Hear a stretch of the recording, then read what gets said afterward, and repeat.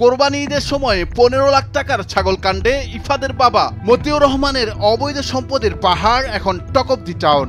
নিজের নামের পাশাপাশি প্রথম স্ত্রীর নামে রয়েছে অঢেল সম্পদের ফিরিস্তি, রয়েছে রাজধানী সহ ঢাকার বাইরে অসংখ্য জমি জমা আর কোটি টাকার ডুপ্লেক্স বাড়ি। নরসিংদীর দুর্গম একটি উপজেলার নাম রায়পুরা। এই উপজেলার একটি পাহাড়ি এলাকার নাম মরজাল। এই এলাকায় জাতীয় রাজস্ব বোর্ডের মতিউর রহমানের প্রথম স্ত্রী রায়পুরা উপজেলা পরিষদের চেয়ারম্যান লাইলা কারিচ লাকি টিলা আর কিছু জলাশয় ও ঝোপঝাড় নিয়ে গড়ে তোলেন ওয়ান্ডার পার্ক।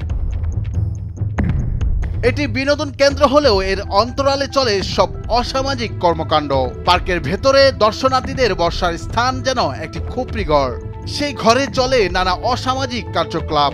স্কুল কলেজ পড়ুয়া শিক্ষার্থীরা সহ নানা বয়সের লোকজন এই পার্কে এসে লিপ্ত হয় অসামাজিক কার্যকলাপে।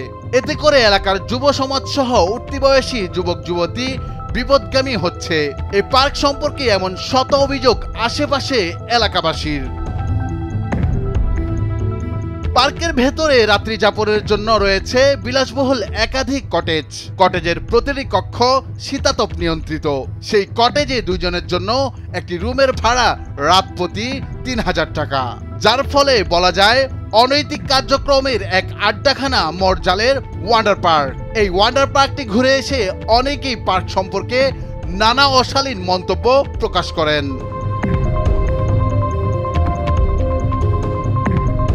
জানা যায় 38 একরের আয়তন জুড়ে পার্কটির অবস্থান। ভেতরে রয়েছে বিলাসবহুল একাধিক কটেজ।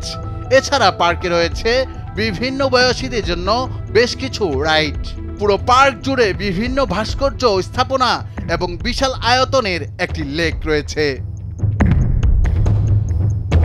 দেশের বিভিন্ন অঞ্চল থেকে ঈদের আমেজ কাটানোর জন্য অনেকে পরিবার পরিজন নিয়ে ছুটে যান সেখানে।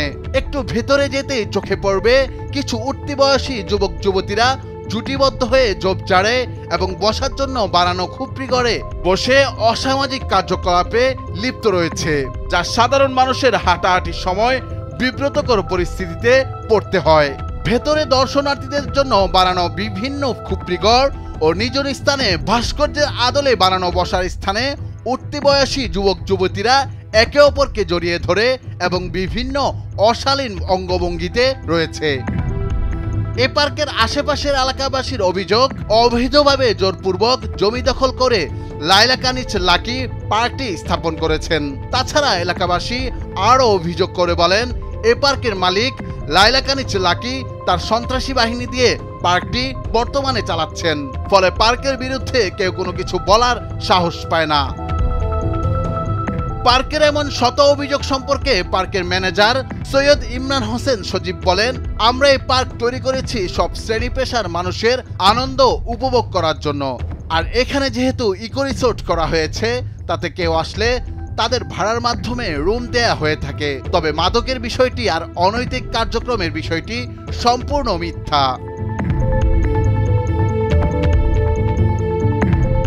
নুরুল আফসার, নিউজ ডেস্ক, ভোরের কাগজ।